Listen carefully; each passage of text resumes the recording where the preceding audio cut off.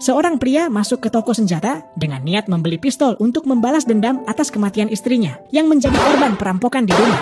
Namun, penjaga toko mengatakan bahwa ia harus mendaftar dengan nama asli dan semua aktivitas di sana terekam kamera keamanan. Pria itu pun mengurungkan niatnya. Ia tidak ingin meninggalkan jejak. Untungnya, masalah senjata itu terselesaikan dengan sendirinya. Suatu hari, saat Dr. Paul Kersey sedang bekerja di UGD, menangani korban penembakan, sebuah pistol milik pria itu terjatuh. Paul tidak berkata apa-apa. Diam-diam ia menendangnya ke bawah ranjang, dan setelah operasi selesai, ia menyelipkan pistol itu ke pinggangnya ketika tidak ada yang melihat.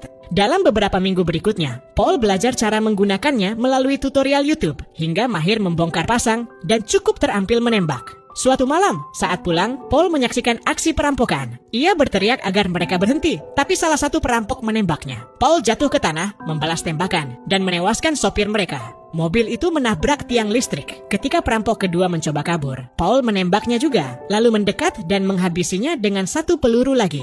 Yang tidak Paul ketahui, seluruh kejadian itu direkam seseorang. Tak lama kemudian, polisi datang, tetapi tak seorang pun melihat jelas wajah Paul. Video itu hanya menampilkan bagian belakang tubuhnya, sehingga penembaknya tidak bisa diidentifikasi. Penembakan tersebut memicu kehebohan media. Stasiun berita memperdebatkan soal moralitas seorang vigilante. Sebagian orang bahkan memujinya sebagai pahlawan.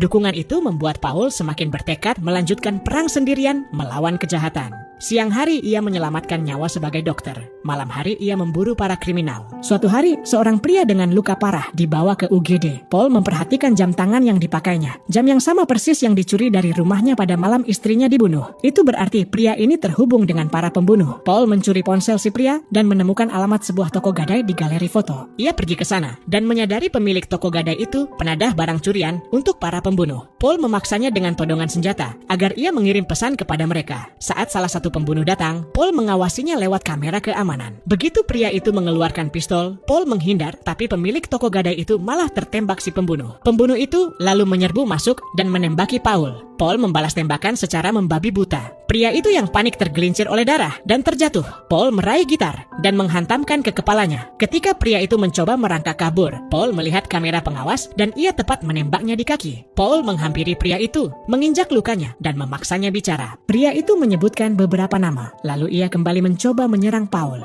Paul terjatuh ke lantai. Si pria mengeluarkan pistol kedua, siap menghabisinya. Tapi kemudian, sesuatu yang tak terduga terjadi.